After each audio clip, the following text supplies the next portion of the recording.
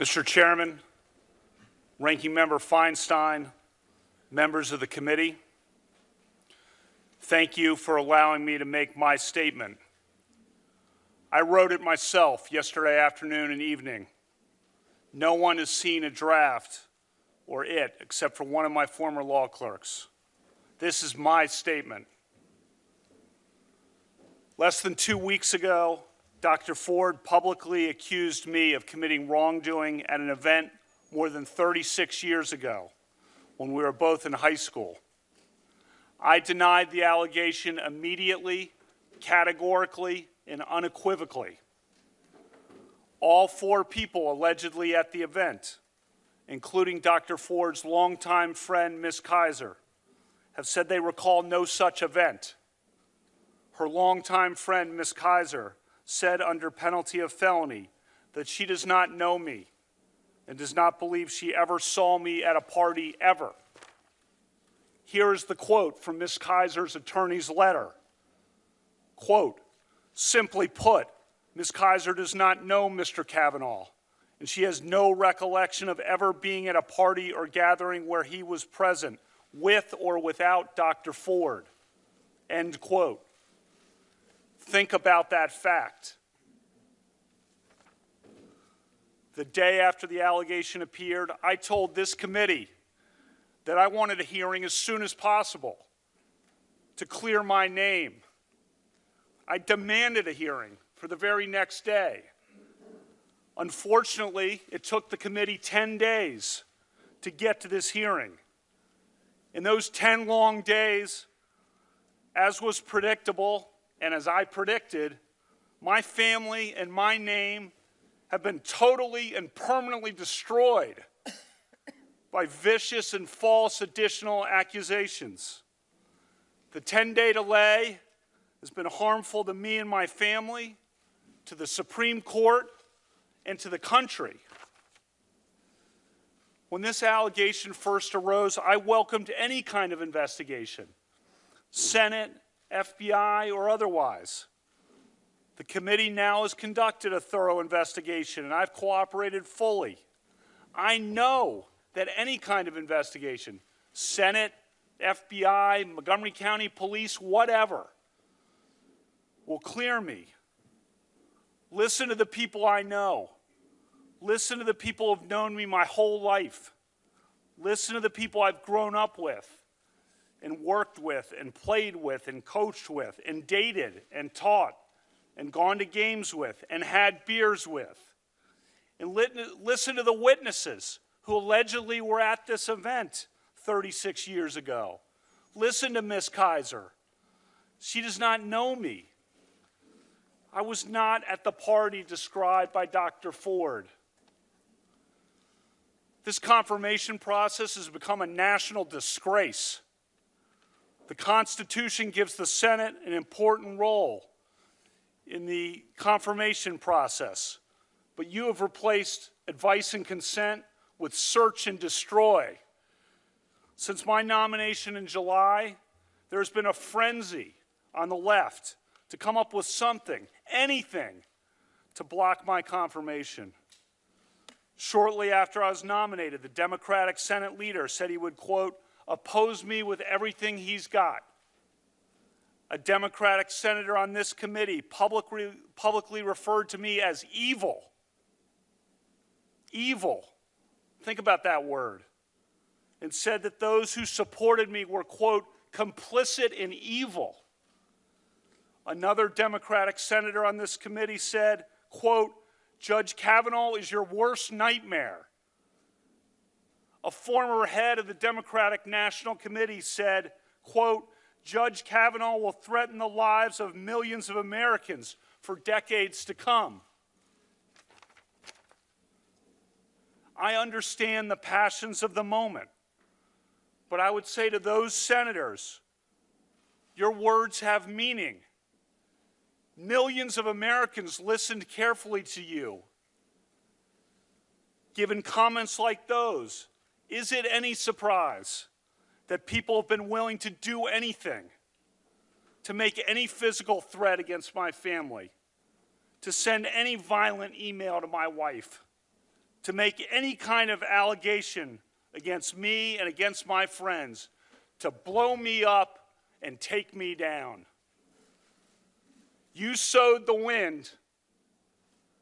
For decades to come, I fear that the whole country will reap the whirlwind. The behavior of several of the Democratic members of this committee at my hearing a few weeks ago was an embarrassment. But at least it was just a good old-fashioned attempt at borking. Those efforts didn't work. When I did at least okay enough at the hearings that it looked like I might actually get confirmed, a new tactic was needed. Some of you were lying in wait and had it ready. This first allegation was held in secret for weeks by a Democratic member of this committee and by staff. It would be needed only if you couldn't take me out on the merits. When it was needed, this allegation was unleashed and publicly deployed over Dr. Ford's wishes. And then, as no doubt was expected, if not planned, came a long series of false last-minute smears designed to scare me and drive me out of the process before any hearing occurred. Crazy stuff. Gangs, illegitimate children, fights on boats in Rhode Island. All nonsense, reported breathlessly and often uncritically by the media. This has destroyed my family and my good name.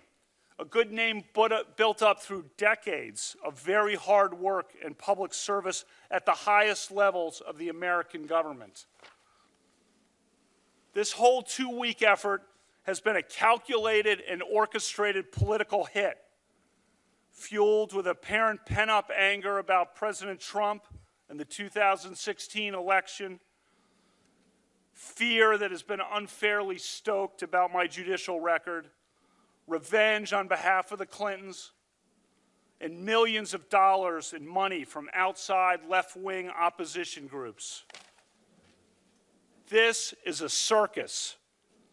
The consequences will extend long past my nomination. The consequences will be with us for decades.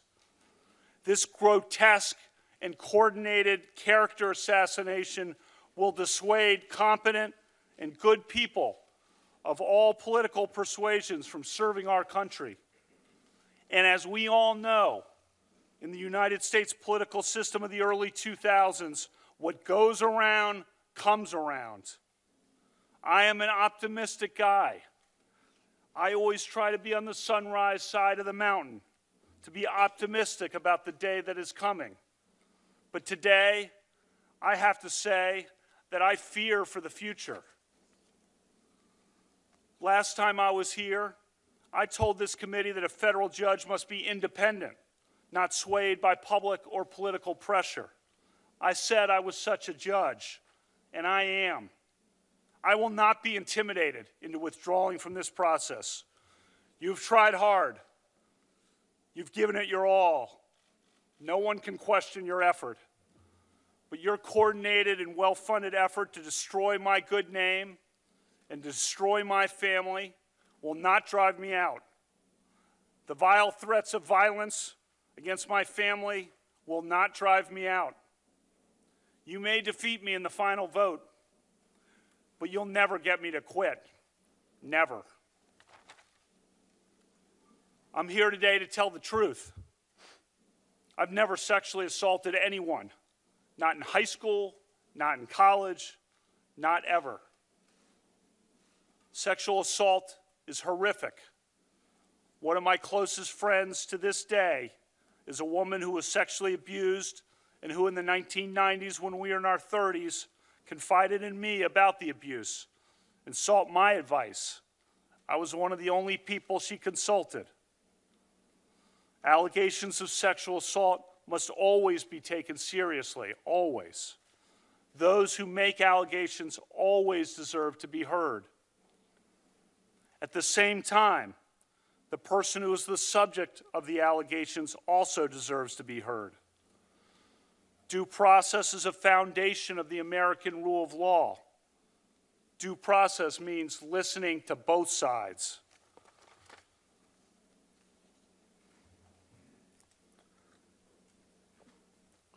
As I told you at my hearing 3 weeks ago, I'm the only child of Martha and Ed Kavanaugh.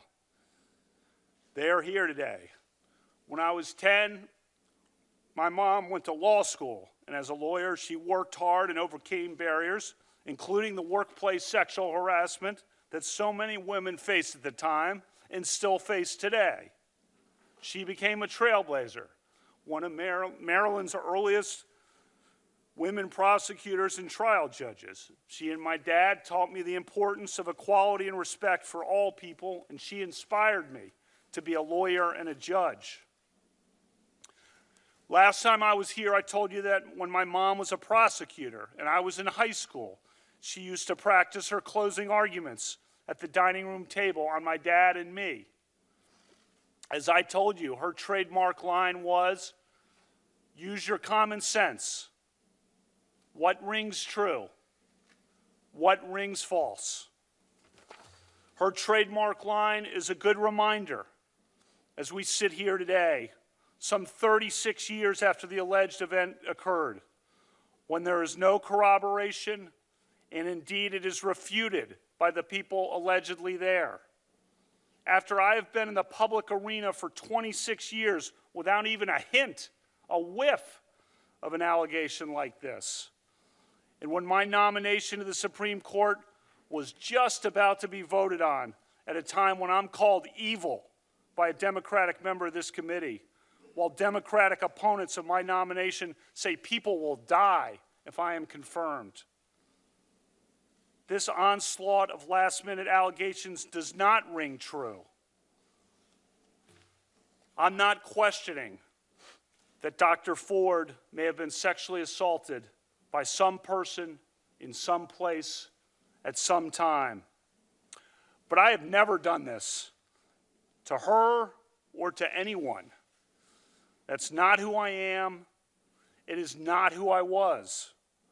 I am innocent of this charge. I intend no ill will to Dr. Ford and her family. The other night, Ashley and my daughter Liza said their prayers, and little Liza, all of 10 years old,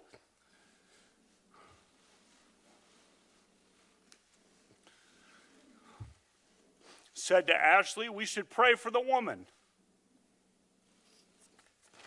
It's a lot of wisdom from a 10-year-old. We mean no ill will.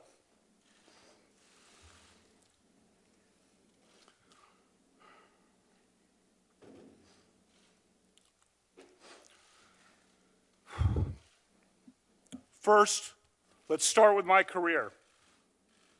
For the last 26 years, since 1992, I've served in many high-profile and sensitive government positions for which the FBI has investigated my background 6 separate times. 6 separate FBI background investigations over 26 years, all of them after the event alleged here. I have been in the public arena and under extreme public scrutiny for decades. In 1992, I worked for the Office of Solicitor General in the Department of Justice. In 1993, I clerked on the Supreme Court for Justice Anthony Kennedy. I spent 4 years in the Independent Counsel's Office during the 1990s. That office was the subject of enormous scrutiny from the media and the public. During 1998, the year of the impeachment of President Clinton, our office generally, and I personally, were in the middle of an intense national media and political spotlight. I and other leading members of Ken Starr's office were opposition researched from head to toe, from birth through the present day. Recall the people who were exposed that year of 1998 as having engaged in some sexual wrongdoing or indiscretions in their past. One person on the left even paid $1 million for people to report evidence of sexual wrongdoing, and it worked. He exposed some prominent people. Nothing about me. From 2001 to 2006, I worked for President George W. Bush in the White House. As staff secretary, I was by President Bush's side for 3 years and was entrusted with the nation's most sensitive secrets. I traveled on Air Force One all over the country and the world with President Bush. I went everywhere with him, from Texas to Pakistan, from Alaska to Australia, from Buckingham Palace to the Vatican. 3 years in the West Wing, 5.5 years in the White House. I was then nominated to be a judge on the D.C. Circuit. I was thoroughly vetted by the White House, the FBI, the American Bar Association, and this committee. I sat before this committee for 2 thorough confirmation hearings in 2004 and 2006. For the past 12 years leading up to my nomination for this job, I've served in a very public arena as a federal judge on what is often referred to as the second most important court in the country. I've handled some of the most significant and sensitive cases affecting the lives and liberties of the American people. I have been a good judge. And for this nomination, another FBI background investigation, another American Bar Association investigation, 31 hours of hearings, 65 senator meetings, 1,200 written questions, more than all previous Supreme Court nominees combined. Throughout that entire time, throughout my 53 years and 7 months on this earth until last week, no one ever accused me of any kind of sexual misconduct. No one, ever. A lifetime of public service and a lifetime of high-profile public service at the highest levels of American government, and never a hint of anything of this kind. And that's because nothing of this kind ever happened.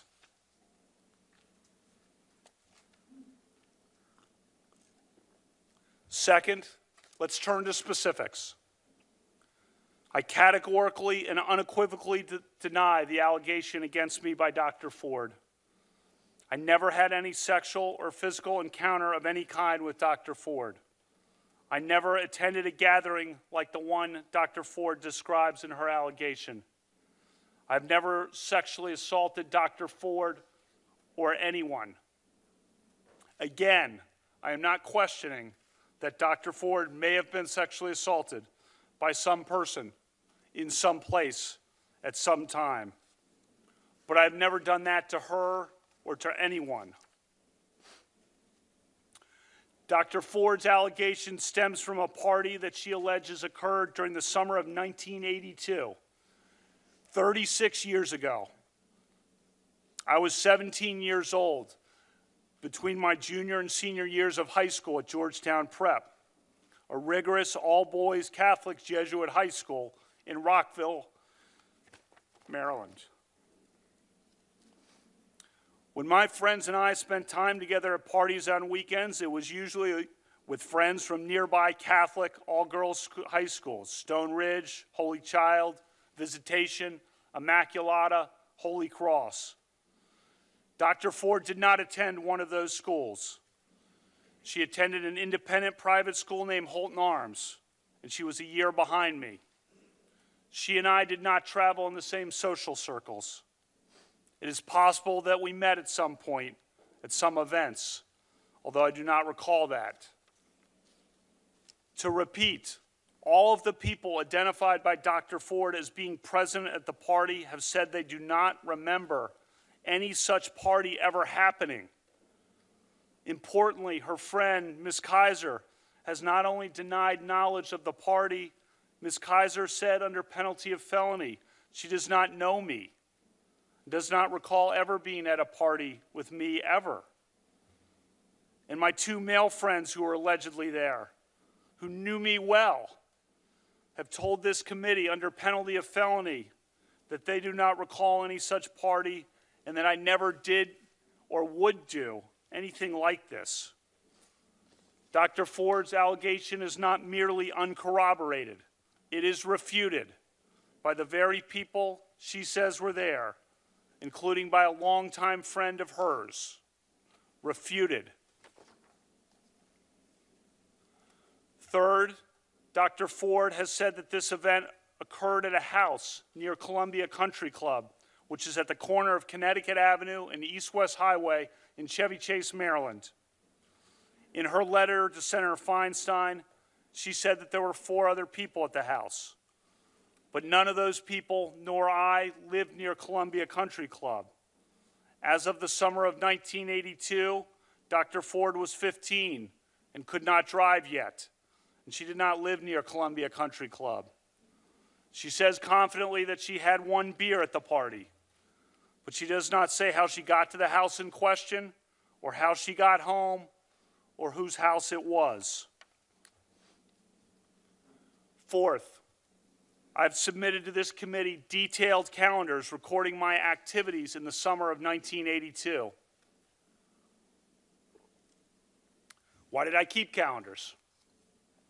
My dad started keeping detailed calendars of his life in 1978.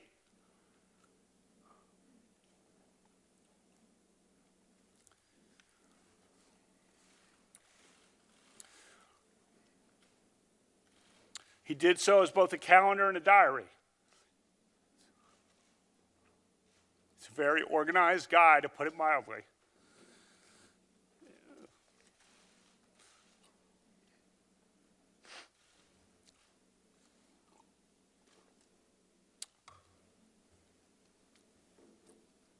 Christmas time, we sit around and he regales us with old stories.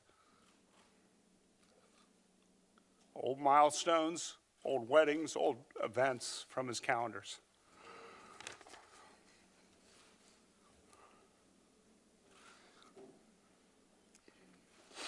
In ninth grade,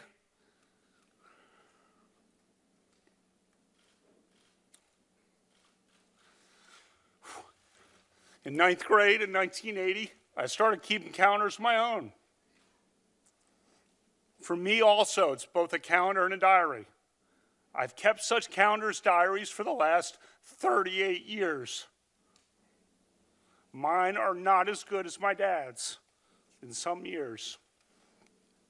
And when I was a kid, the calendars are about what you would expect from a kid. Some goofy parts, some embarrassing parts. But I did have the summer of 1982 documented pretty well. The event described by Dr. Ford presumably happened on a weekend, because I believe everyone worked and had jobs in the summers. And in any event, a drunken early evening event of the kind she describes presumably happened on a weekend.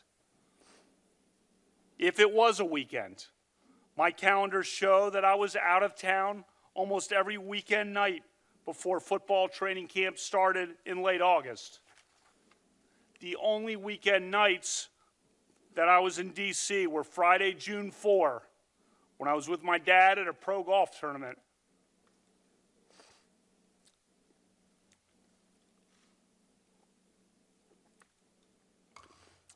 And had my high school achievement test at 8:30 the next morning.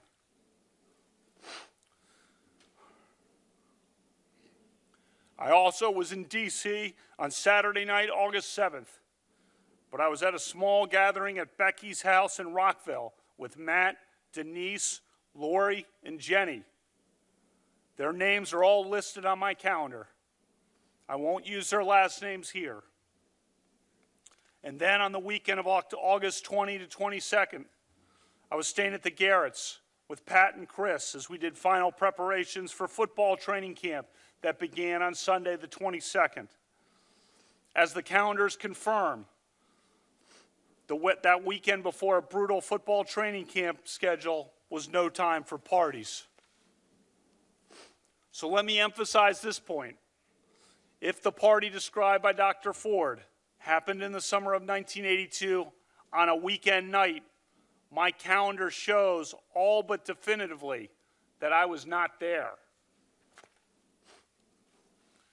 During the weekdays in the summer of 1982, as you can see, I was out of town for 2 weeks of the summer for a trip to the beach with friends and at the legendary 5-star basketball camp in Honesdale, Pennsylvania.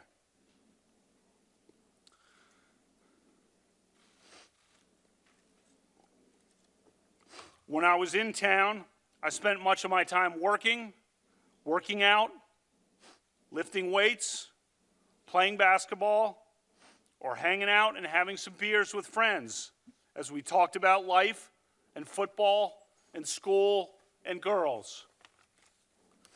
Some have noticed that I didn't have church on Sundays on my calendars. I also didn't list brushing my teeth. And for me, going to church on Sundays was like brushing my teeth. Automatic. Still is. In the summer of 1981, I had worked construction. In the summer of 1982, my job was cutting lawns. I had my own business of sorts. You see some specifics about the lawn cutting listed on the August calendar page. When I had to time the last lawn cuttings of the summer of various lawns before football training camp. I played in a lot of summer league basketball games for the Georgetown prep team at night at Blair High School in Silver Spring. Many nights I worked out with other guys at Tobin's house.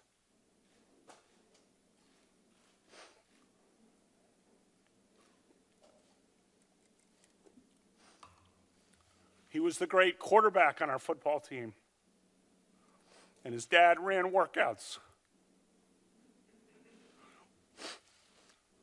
or lifted weights at Georgetown Prep in preparation for the football season. I attended and watched many sporting events, as is my habit to this day. The calendars show a few weekday gatherings at friends' houses after a workout or just to meet up and have some beers. But none of those gatherings included the group of people that Dr. Ford has identified. And as my calendars show, I was very precise about listing who was there. Very precise. And keep in mind, my calendars also were diaries of sorts, forward-looking and backward-looking, just like my dad's. You can see, for example, that I crossed out missed workouts and the canceled doctor's appointments, and that I listed the precise people who had shown up for certain events.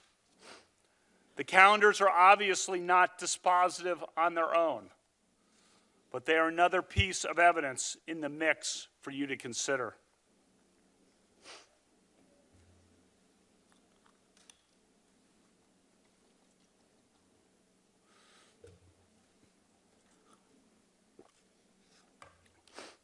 Fifth, Dr. Ford's allegation is radically inconsistent with my record and my character from my youth to the present day.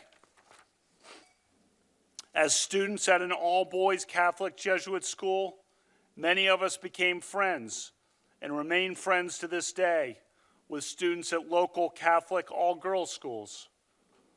One feature of my life that has remained true to the present day is that I've always had a lot of close female friends. I'm not talking about girlfriends. I'm talking about friends who are women.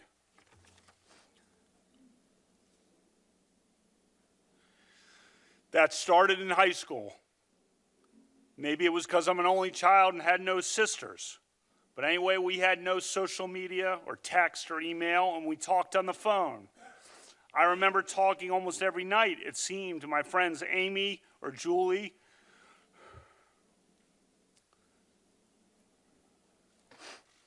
or Kristen, or Karen, or Suzanne, or Maura, or Megan, or Nikki.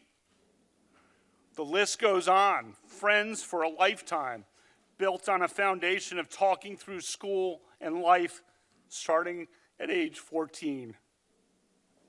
Several of those great women are in the seats right behind me today. My friends and I sometimes got together and had parties on weekends.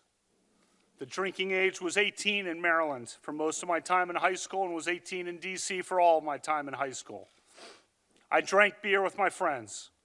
Almost everyone did. Sometimes I had too many beers. Sometimes others did. I liked beer. I still like beer.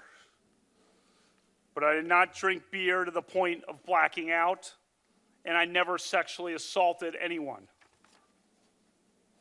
There is a bright line between drinking beer, which I gladly do and which I fully embrace, and sexually assaulting someone, which is a violent crime.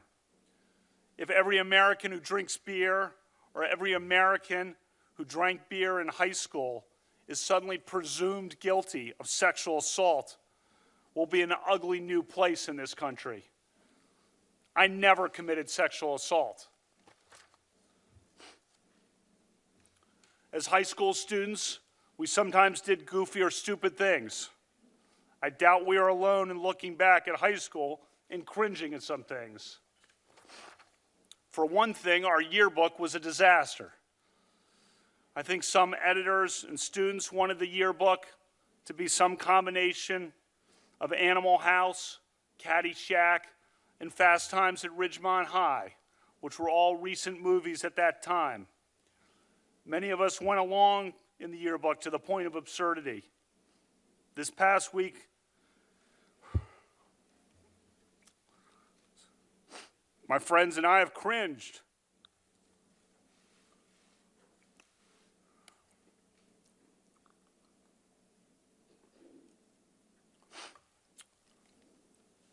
When we read about it and talked to each other.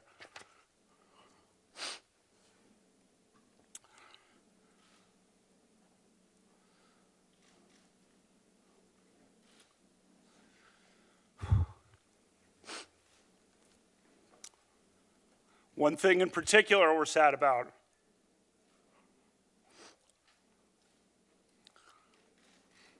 One of our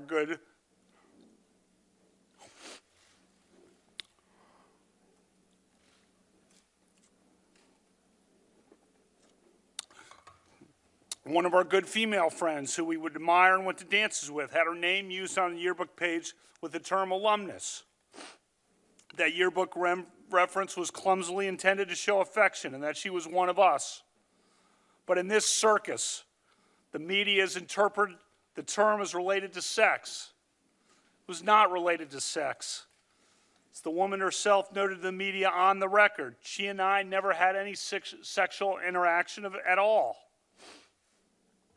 I'm so sorry to her for that yearbook reference.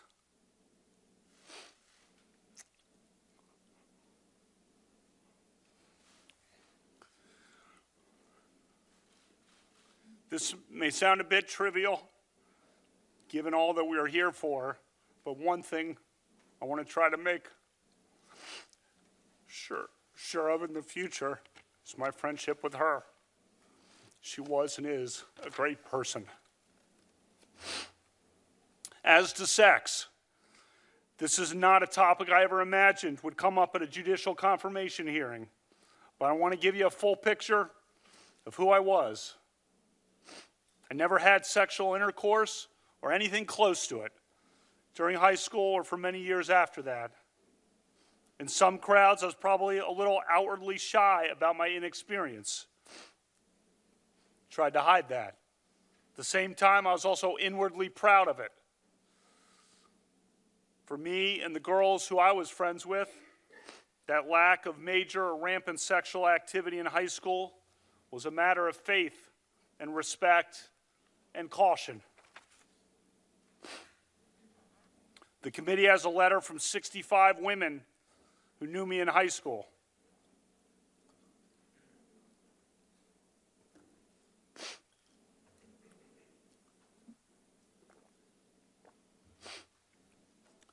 They said that I always treated them with dignity and respect. That letter came together in one night, 35 years after graduation, while a sexual assault allegation was pending against me in a very fraught and public situation where they knew they'd be vilified if they defended me. Think about that. They put themselves on the line for me.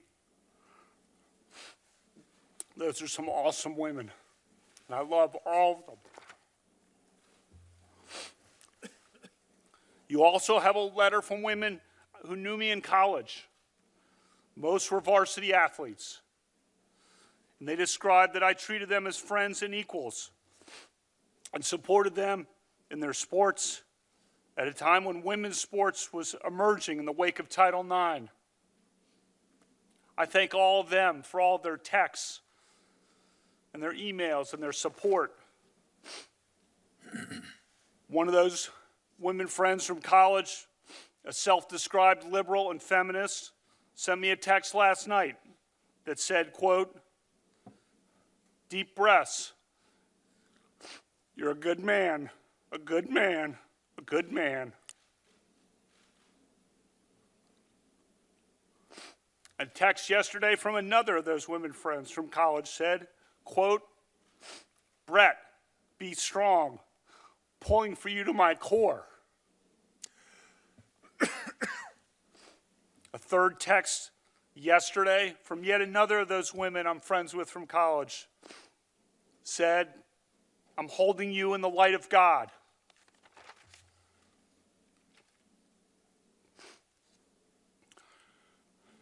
As I said in my opening statement the last time I was with you, cherish your friends, look out for your friends, lift up your friends, love your friends.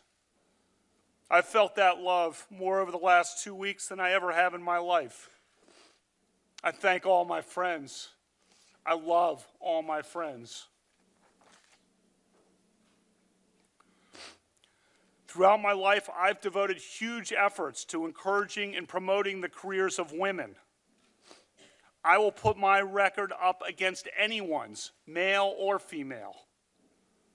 I am proud of the letter from 84 women who worked with me at the Bush White House from 2001 to 2006 and described me as, quote, "a man of the highest integrity." Read the op-ed from Sarah Day from Yarmouth, Maine.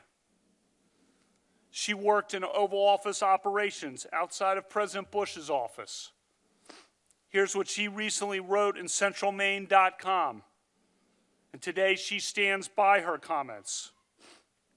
Quote, "Brett was an advocate for young women like me. He encouraged me to take on more responsibility and to feel confident in my role.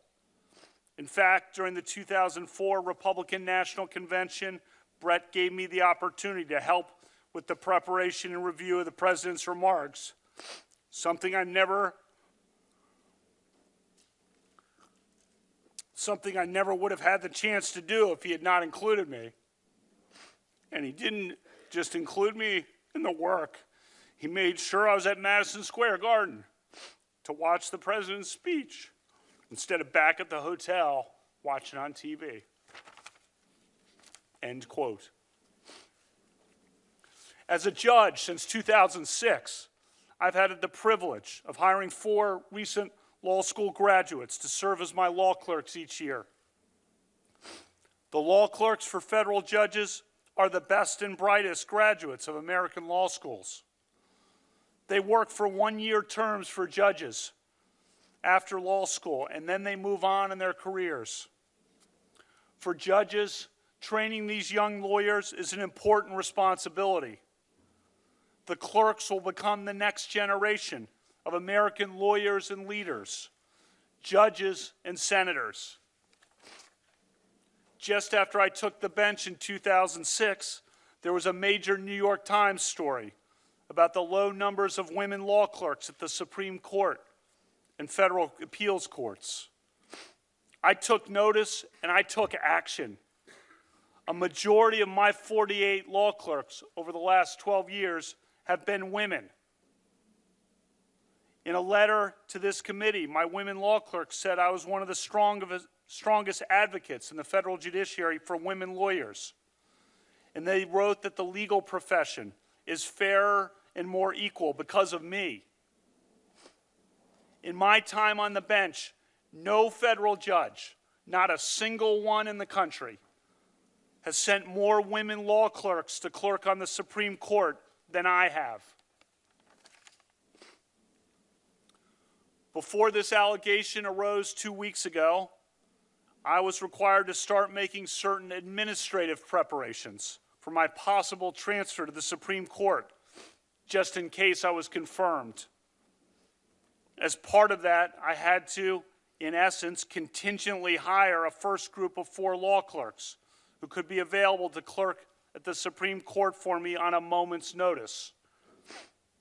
I did so and contingently hired 4 law clerks. All 4 are women. If confirmed, I'll be the first justice in the history of the Supreme Court to have a group of all-women law clerks. That is who I am. That is who I was. Over the past 12 years, I've taught constitutional law to hundreds of students, primarily at Harvard Law School, while I was hired by then Dean and now Justice Elena Kagan. One of my former women students, a Democrat, testified to this committee that I was an even-handed professor who treats people fairly and with respect. In a letter to this committee, my former students, male and female alike, wrote that I displayed a character that impressed us all. I love teaching law, but thanks to what some of you on this side of the committee have unleashed, I may never be able to teach again. For the past 7 years, I've coached my 2 daughters' basketball teams. You saw many of those girls when they came to my hearing for a couple of hours. You have a letter from the parents of the girls I coached that describe my dedication, commitment, and character. I coach because I know that a girl's confidence on the basketball court translates into confidence in other aspects of life.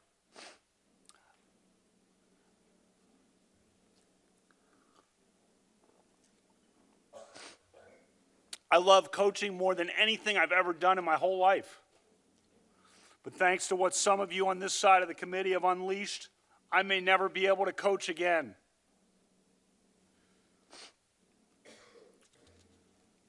I've been a judge for 12 years. I have a long record of service to America and to the Constitution. I revere the Constitution. I am deeply grateful to President Trump for nominating me. He was so gracious to my family and me on the July night he announced my nomination at the White House.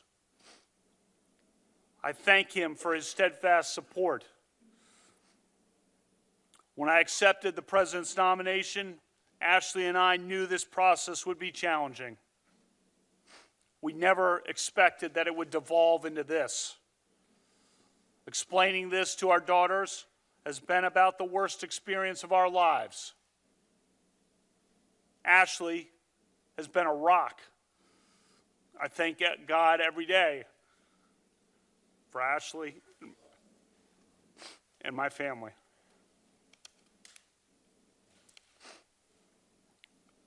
We live in a country devoted to due process and the rule of law. That means taking allegations seriously. But if the mere allegation, the mere assertion of an allegation, a refuted allegation from 36 years ago, is enough to destroy a person's life and career, we will have abandoned the basic principles of fairness and due process that define our legal system and our country. I ask you to judge me by the standard that you would want applied to your father, your husband, your brother, or your son.